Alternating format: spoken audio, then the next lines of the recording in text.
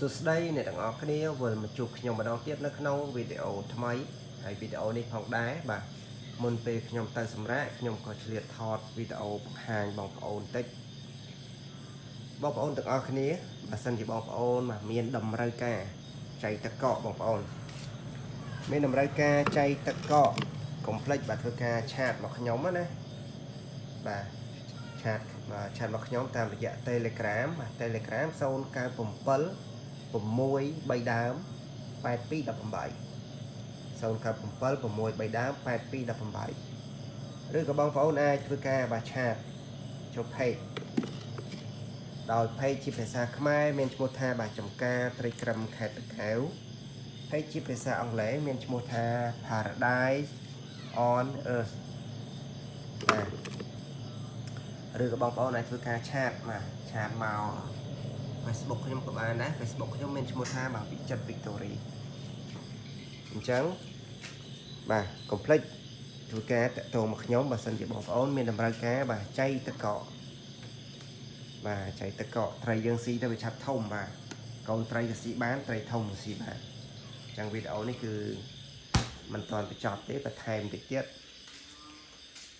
បាទបងប្អូនទាំងអស់គ្នាឥឡូវតាក់ទងមួយត្រីហ្នឹងគឺរៀងស្បើយហើយ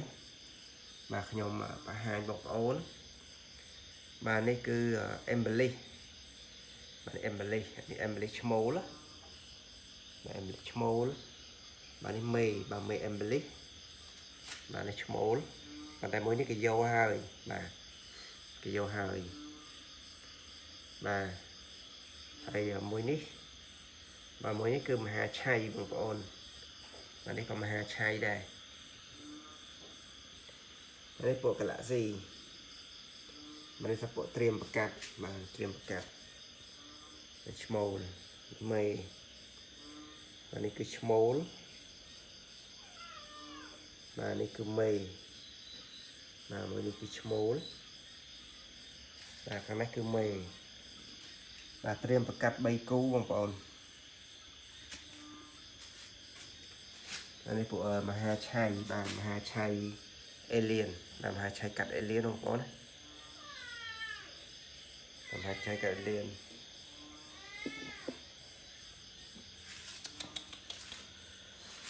បាទនេះគឺពួកអេសានតុងដែងបងប្អូននេះបាទអេសានតុងដែង